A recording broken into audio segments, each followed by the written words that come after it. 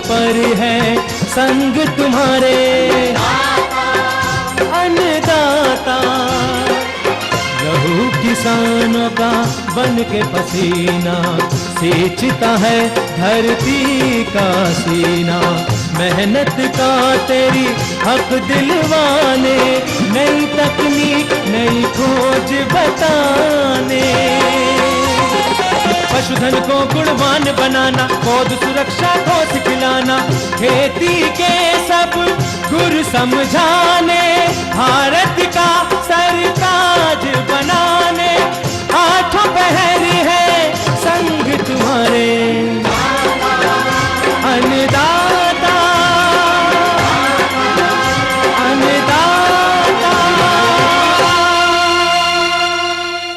नमस्कार, आप सभी का अन्नदाता कार्यक्रम में स्वागत है। मैं हूं आपके साथ शालिनी कपूर तिवारी। हर रोज की तरह एक बार फिर से हम कार्यक्रम में लेकर के आए हैं खेती बाड़ी से जुड़ी हुई बहुत सी लाभकारी जानकारियां।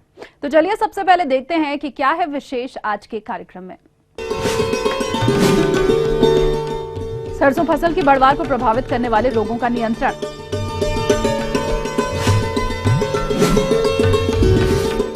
गेंदा की स्वस्थ पौध के लिए वैज्ञानिक तकनीक से नर्सरी डालना, स्वच्छ और गुणवत्ता युक्त गुड़ बनाने की वैज्ञानिक तकनीक।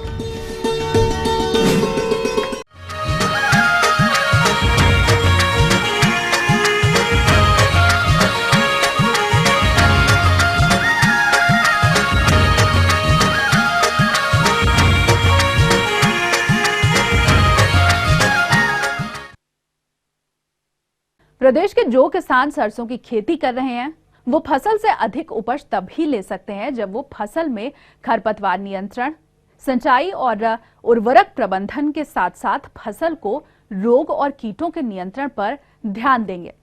तो इसी के अंतर्गत आज हम जानकारी देंगे सरसों की फसल में लगने वाले रोगों की पहचान और उनके नियंत्रण के बारे में।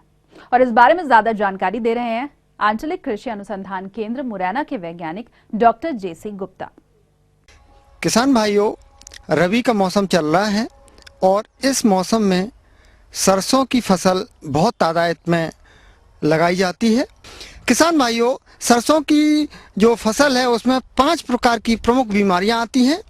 उसमें श्वेत कीट नाम का एक रोग है जिसे सफ़ेद फफोला रोग के नाम से भी जाना जाता है।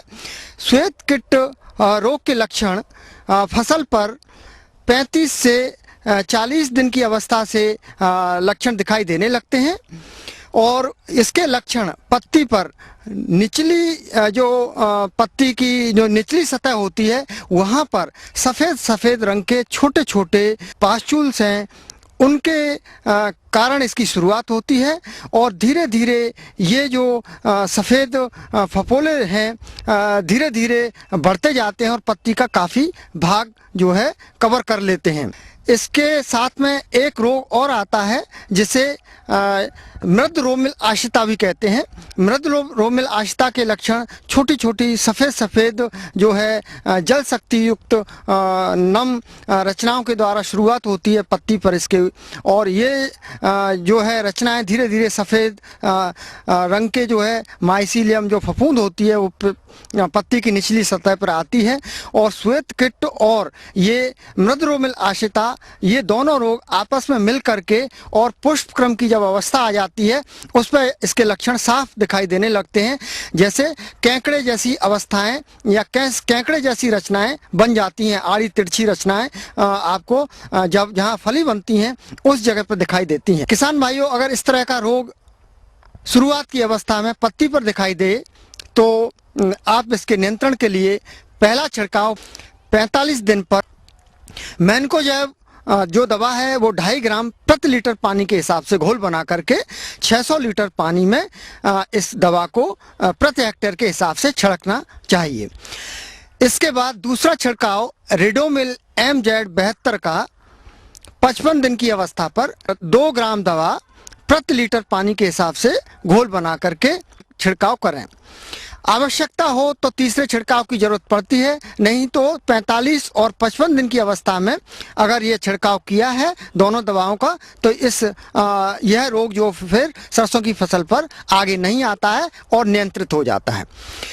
इसके अलावा फिर एक जो तीसरा रोग है वो है पोलियो रोग। यह भी फफूंद जनित रोग है। इसके जो लक्षण हैं, तने पर 1 से 1.5-2 फीट की नीचाई पर ये लक्षण सफ़ेद सफ़ेद गोल गोल धब्बों के रूप में शुरुआत होती है और धीरे धीरे ये धब्बे बढ़ते जाते हैं और कभी कभी ये पूरे पौधे को अपनी चपेट में ले लेता है। रोग के लक्षण ज़्यादा आ जाते हैं तो ये जहाँ पर रोग के लक्षण दिखाई देते हैं वहाँ से पौधा टूट करके गिर जाता है और फसल को काफ़ी हानि होती है। डेली निरीक्षण करते हैं और मेड़ पर बैठ करके अंदर की तरफ अगर उन खेतों में देखा जाए गौर से, अगर सफ़ेद सफ़ेद रंग के गोल गोल छोटे छोटे धब्बे अगर शुरुआत में दिखाई दिए हैं तो किसान भाइयों, आप 45 दिन में इस रोग के नियंत्रण हेतु कार्बनडाजिम नाम की एक दवा है।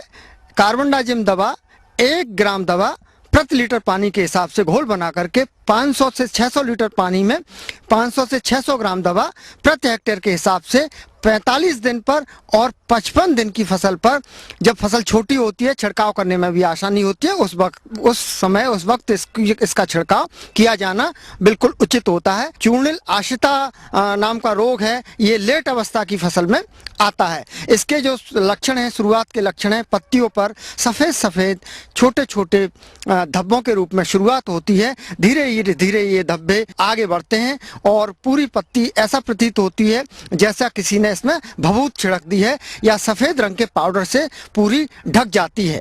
फसल को इससे भी काफ़ी हानि होती है। किसान भाइयों, ऐसी इस प्रकार के अगर लक्षण सरसों की फसल पर दिखाई दें तो आप जो है सल्फेक्स पाउडर आता है, एक बाजार में उपलब्ध है। सल्फेक्स पाउडर 3 ग्राम प्रति लीटर पानी के हिसाब से घोल बना करके इसका छिड़काव करें। अगर ये सल्फेक्स पाउडर नहीं मिल रहा है तो एक वेटेबल सल्फर यानी घुलनशील गंधक पाउडर के नाम से भी बाजार में एक दवा उपलब्ध है। यह दवा भी 3 से 4 ग्राम प्रति लीटर पानी के हिसाब से घोल बना करके और खड़ी फसल पर इसका छिड़काव किया जाएगा तो ये इस रोग के जो है लक्षण आगे नहीं बढ़ेंगे और यह रोग नियंत्रित हो जाएगा। इसके अलावा समन्वित रोग प्रबंधन के तहत आप स्वस्थ एवं प्रमाणित बीजों का ही उपयोग करें तथा रोग प्रतिरोधी किस्मों का ही चुनाव करें। बीज को उपचारित कर ही बुवाई करें तथा बोनी समय पर करें। पोटाश की अनुशंसित मात्रा का ही प्रयोग करें। उचित फसल चक्र अपनाएं। खेत को खरपतवारों से मुक्त रखें। रोग ग्रसित फसलों के अवशेषों को नष्ट करते रहें। किसान भाइयों, इन बताई हुई समस्त बातों का ध्यान रखते हुए यदि आप अपनी फसल में रोग प्रबंधन को अपनाते हैं तो आगे चलकर आपको अपनी सरसों की फसल से अच्छे उत्पादन की प्राप्ति होने से आर्थिक लाभ की प्राप्ति होगी। तो ये थी कुछ उपयोगी जानकारियां। अब लेंगे एक छोटा सा ब्रेक, जल्द हाजिर होंगे।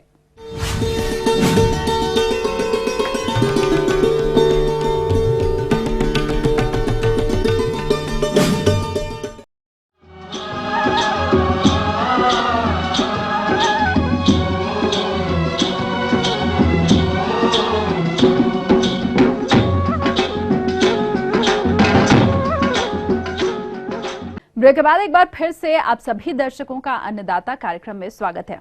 बढ़ते हैं अगली प्रस्तुति की ओर।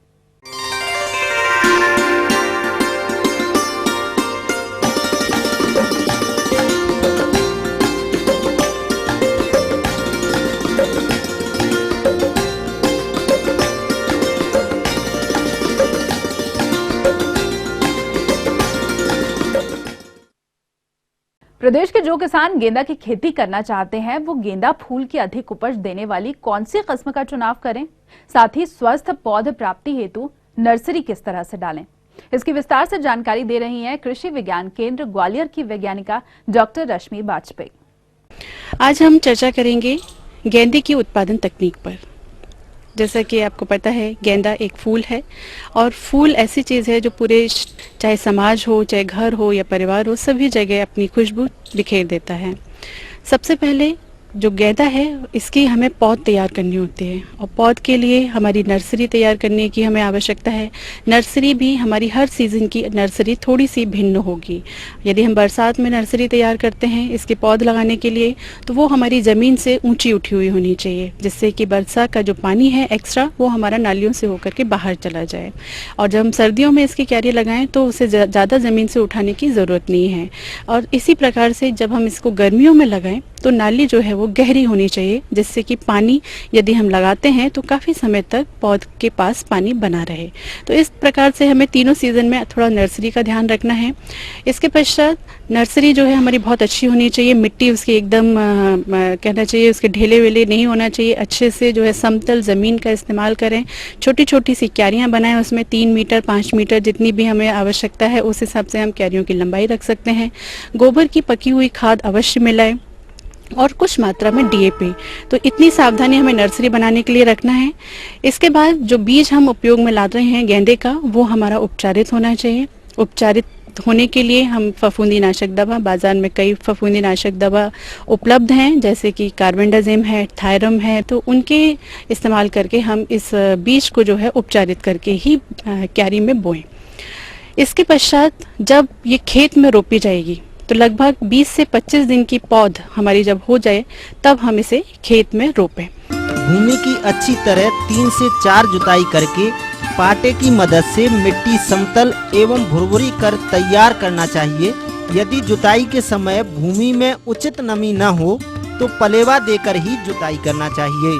अंतिम जुताई के समय 25 से 30 टन सड़ी गोबर की खाद मिलाकर सिंचाई की सुविधा अनुसार क्यारियां बना लेना चाहिए। अब आइए बात करते हैं उर्वरक प्रबंधन के बारे में। तो किसान भाइयों, ग्रीष्मकालीन गेंदे की फसल से अच्छा उत्पादन प्राप्त करने हेतु 120 किलोग्राम नत्रजन, 80 किलोग्राम फास्फोरस एवं 80 किलोग्राम पोटास प्रति हेक्टेयर की आवश्यकता होती है, जिसमें से फास्फोरस एवं पोटास की पूरी मात्रा को रोपाई के समय ही उपयोग किया जाता है तथा नत्रजन को 2 बराबर भागों में बांटकर पहली मात्रा का उपयोग पौध रोपाई के 20 से 25 दिन बाद उपरवेशन के रूप में प्रयोग करते हैं तथा दूसरी मात्रा का उपयोग रोपाई के 45 दिन बाद उपरवेशन के रूप में ही किया जाता है। अब आइए बात करते हैं गेंदा की उन्नतशील प्रजातियों के बारे में।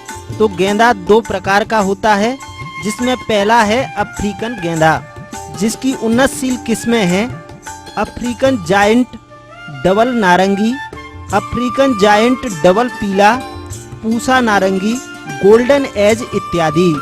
तथा दूसरा है फ्रेंच गेंदा, जिसकी उन्नतशील किस्में हैं पूसा बसंती, रस्टी रेड, जिप्सी, सनराइज इत्यादि।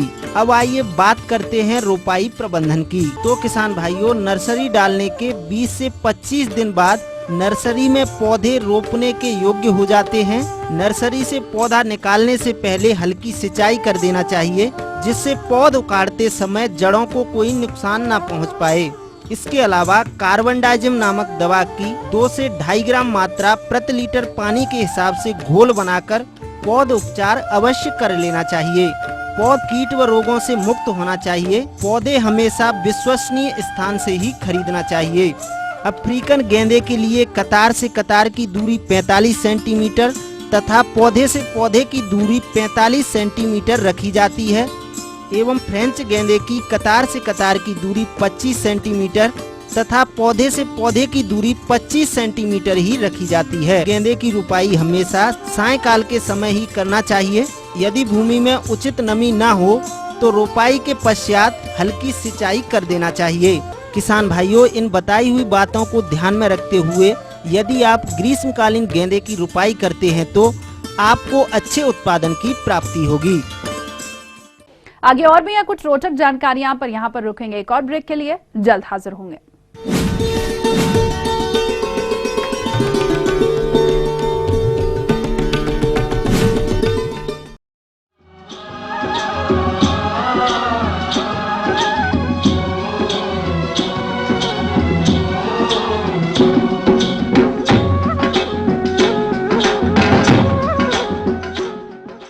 ब्रेक के बाद आप सभी दर्शकों का स्वागत है और चलिए अब रुख करते हैं अगली कड़ी की ओर।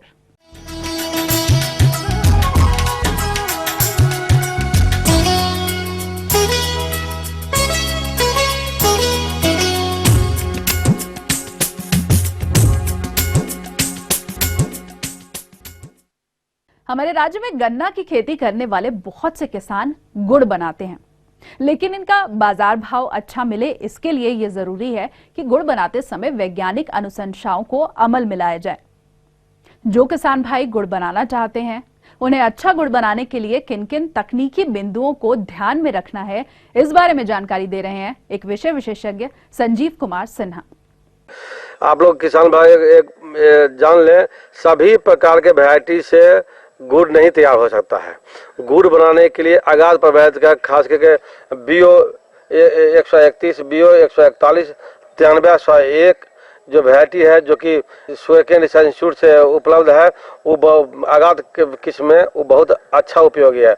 अब मध्य पिछात में BO 91, BO 110, BO 141, BO 146, खास करके COP 2061 और अभी नया जो रिसेंट जो है वैरायटी जो है हम लोग रिलीज हुआ है BO 154, उसका तो लाजवाब गुड़ बनता है, उसका कहना ही है। किसान भाइयों, ये आवश्यक है कि उत्तम गुड़ निर्माण हेतु हमें गन्ने की खेती को शुरुआत से ही ध्यान देने की आवश्यकता होती है। गुड़ उत्पादन हेतु गन्ने के विभिन्न प्रभेदों के निर्धारित उर्वरकों की मात्रा का ही प्रयोग करें। अगर नाइट्रोजन की मात्रा अधिक हुई तो इसका बुरा असर गुड़ की क्वालिटी पर होता है, साथ ही पर्यावरण के लिए भी दुष्प्रभावी होता है। बात करें अगर कटाई की, तो गन्नों की कटाई से 15 दिन पहले सिंचाई बंद कर दें। शीतकालीन गन्ना अक्टूबर से नवंबर के मध्य तक तैयार हो जाता है, लेकिन कटाई से पूर्व परिपक्वता की जांच करनी चाहिए। इसके लिए ब्रिक्स हाइड्रोमीटर का उपयोग करते हैं। अगर ब्रिक्स हाइड्रोमीटर की रीडिंग 21 से ज्यादा आती है तो जान ले कि गुड़ हेतु गन्ना परिपक्व हो गया है। कम ब्रिक्स मीटर रीडिंग होने पर कटाई न करें। कटाई करने के लिए धारदार औजार का ही इस्तेमाल कर जमीन की सतह से कटाई करें तथा ऊपरी भाग को काटकर हटा लें, क्योंकि ऊपरी भाग में शर्करा की मात्रा बहुत कम होती है। उसके बाद सारी पत्तियों की कटाई कर गन्ने को साफ कर लें। याद रहे, कटाई के 10-12 घंटे के अंदर रस निकाल लेना चाहिए। अब बात करते हैं गुड़ बनाने की प्रक्रिया की। इसके लिए सबसे पहले कढ़ाई में गन्ने के रस को PVC पाइप की सहायता से डालकर तेज आंच पर उबालते हैं। उसके रस में अघुलनशील गंदगी को निकालने तथा रस के pH को 6.6 करने के लिए 300 ग्राम से 500 ग्राम चूना 5 लीटर पानी में घोलकर प्रति 1000 लीटर रस में डालते हैं। तीन कड़ा एक साथ एक सीध में आता है, वांछित ताप देते हैं और ताप में धीरे धीरे ताप बढ़ते जाता है और जब टेम्परेचर 111 से 120 डिग्री ताप जब हो जाता है तो उसमें जो है जब पूरा उबलने लगता है तो देवला का रस जो है उसे शुरू में ही देते हैं। गुड़ बनाने के दौरान विभिन्न प्रकार के अघुलनशील अशुद्धि की सफाई के लिए स्वच्छक का प्रयोग करते हैं। इसमें है रासायनिक स्वच्छक के रूप में चूना, सोडियम कार्बोनेट, सोडियम बाइकार्बोनेट, फिटकरी आदि तथा जैविक स्वच्छक के रूप में जंगली भिंडी का जड़ और तना, मूंगफली की बीज आदि का इस्तेमाल करते हैं। रासायनिक स्वच्छक से तैयार गुड़ जल्दी ही खराब होता है, अतः जैविक स्वच्छक का प्रयोग करना उचित होता है। गर्म रस से गंदगी पूरी तरह निकालने के लिए 1000 लीटर गन्ने के रस के लिए 15 लीटर पानी में जंगली भिंडी के जड़ तथा तने के सत बनाकर छन्ने से छानकर 2 या 3 बार कढ़ाई में डालते हैं। तापमान मापने के लिए इलेक्ट्रिक थर्मामीटर का उपयोग करना चाहिए। शुरू में धीरे धीरे देते हैं और जो मैली अपने आप जो है कटते जाता है, निकलते जाता है, वो झंझरा द्वारा झाड़ द्वारा उसको निकाल लेते हैं और निकाल करके जब आपका जो है ऊपर से हम देखते हैं, झाड़ ऊपर से करते हैं, जब थ्रेड ऐसा सुई ऐसा जब गुड़ का दिखाई पड़ता है तो समझते हैं हमारा गुड़ तैयार हो गया। उसको फिर दूसरे कड़ा में लेते हैं, उसको ठंडापन देते हैं। अपरिपक्व तथा कीटग्रस्त पौधे से प्राप्त रस जमता नहीं है। इस हेतु 8 से 10 किलोग्राम चीनी का मिश्रण चाशनी में डालने पर गुड़ पूर्ण रूपेण जम जाता है। उसके बाद तैयार चाशनी वाले कढ़ाई को चूल्हे से उतार लेते हैं। उसके बाद उपयुक्त ढांचा में जो 1 किलो का भी रहता है, आधा किलो का भी है, 2 किलो का भी है, डिफरेंट साइज का ढांचा है जो कि उसमें डाल देते हैं। और हम लोग तो इतना तक करते हैं कि उसमें सोंठ आदि आप जानते हैं, जो कि बहुत अच्छा जाला में होता है, जाला में गुड़ होता है, उसमें उपयोग कर लेते हैं। कभी कभी काजू का भी उपयोग करते हैं, जिसका वैल्यू एडिशन, उसका जो है उपयोगिता बढ़ जाता है। ये आसानी से 40 रुपया 50 रुपये किलो किसान जो है अपना बेच सकते हैं, अपना कर सकते हैं। एक कड़ा में 100 केजी अगर रस लेते हैं, 1 केजी 100 केजी रस लेते हैं, उसमें जो है आपको अगर अच्छा वैरायटी जो है शुगर केन इंस्टीट्यूट से अगर सही जो है समय पर जो मुरहन का और खूंटी का प्रबंधन करते हैं तो 17 से 18 केजी प्रति 100 केजी में आपको निकल सकता है, गुड़ आ जाता है।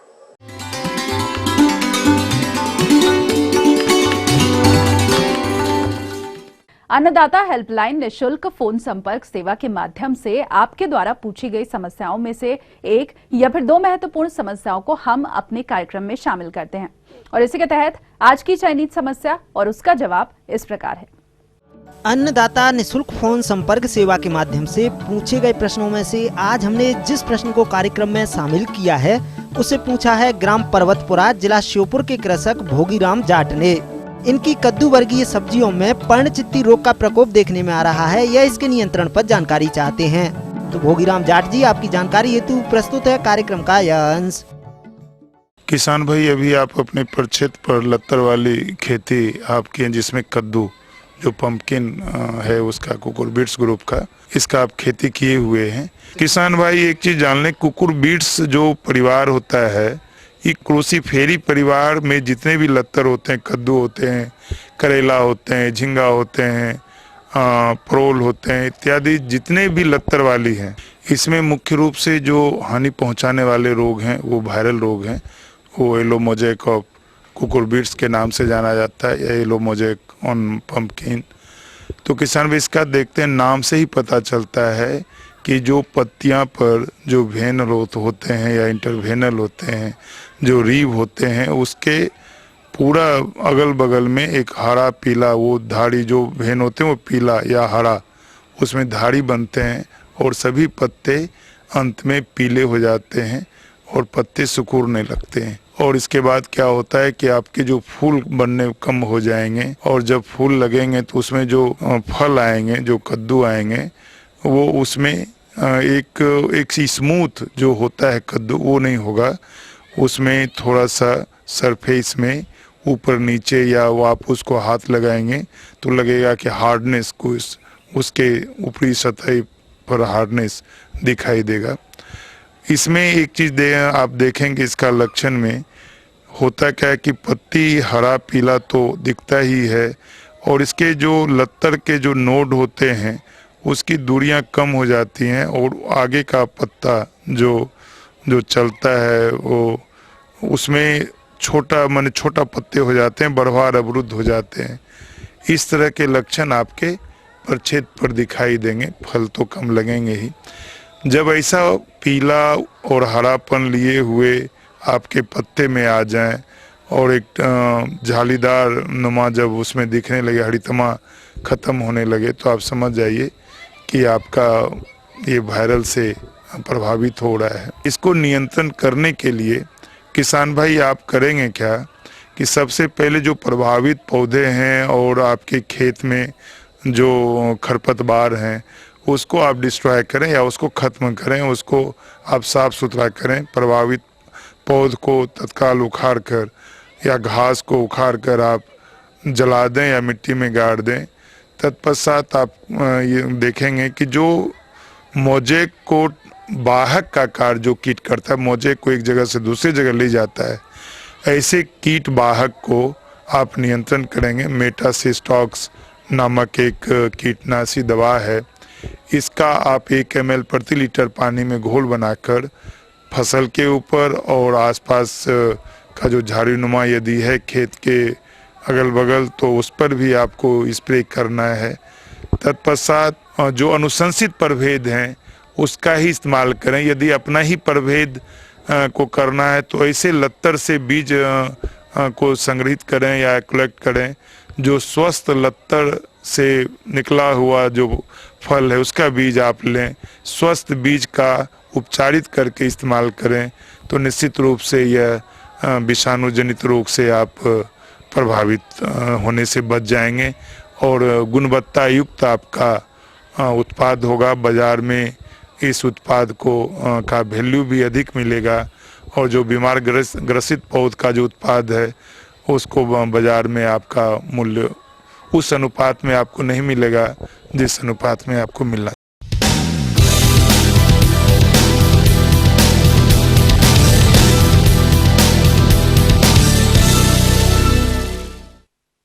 राज्य की विभिन्न मंडियों में कृषि उत्पादों के चढ़ते उतरते बाजार भाव की संक्षिप्त जानकारी इस प्रकार है।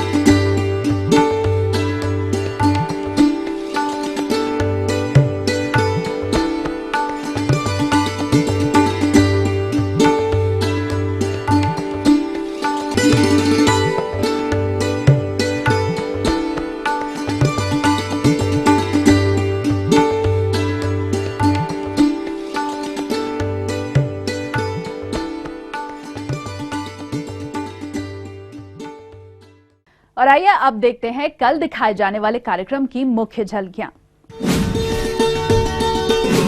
अधिक उपज हेतु गेहूं की SWI विधि से खेती पर जानकारी। नींबू के बाग में आने वाली समस्याओं के समाधान पर जानकारी। हम ये उम्मीद करते हैं कि आज का कार्यक्रम आप सभी दर्शकों के लिए उपयोगी रहा होगा। किसान भाइयों, अन्नदाता आपकी सेवा के लिए संकल्परत है। कृषि संबंधित समस्या और सुझावों के लिए आप हमें इस पते पर संपर्क कर सकते हैं।